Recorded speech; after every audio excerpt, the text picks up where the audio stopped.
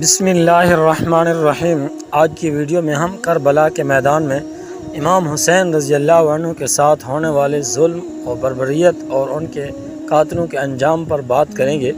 یہ ویڈیو تفصیلی طور پر ان ظالموں کی کہانی بیان کرے گی جو امام حسین اور ان کے اہل بیت کے خلاف گئے اور کیسے ان کا انجام عبرتناک ہوا۔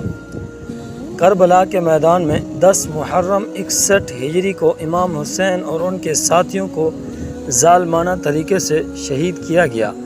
یہ واقعہ تاریخ اسلام کا ایک دردناک اور غمگین باب ہے۔ یزید بن معاویہ کا انجام۔ یزید کو اپنے انجام سے بچنے کا کوئی موقع نہ ملا۔ اس نے اپنی زندگی کا اختتام شراب نوشی اور فسق و فجور میں کیا۔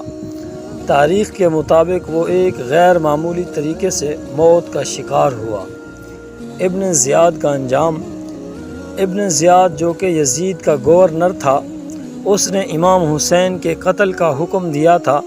بعد میں مختار ثقفی کے دور میں اسے گرفتار کر کے قتل کر دیا گیا۔ عمر بن سعد کا انجام۔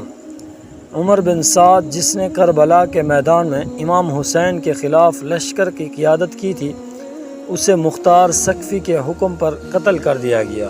شمر بن ذی الجوش کا انجام۔ شمر جس نے امام حسین کا سر تن سے جدا کیا تھا، مختار ثقفی کے ہاتھوں مارا گیا۔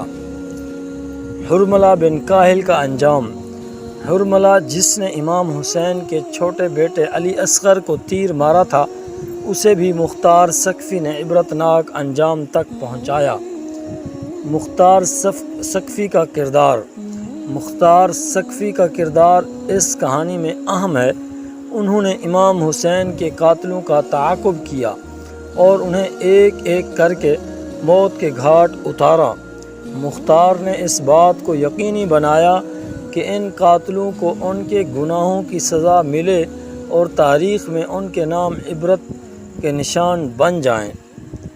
یہ واقعات ہمیں یہ سکھاتے ہیں کہ ظلم اور ناانصافی کا انجام ہمیشہ عبرتناک ہوتا ہے۔ امام حسین نے حق اور سچائی کی راہ میں اپنی جان قربان کی اور ان کے قاتلوں کو ان کے ظلم کا بدلہ ملا۔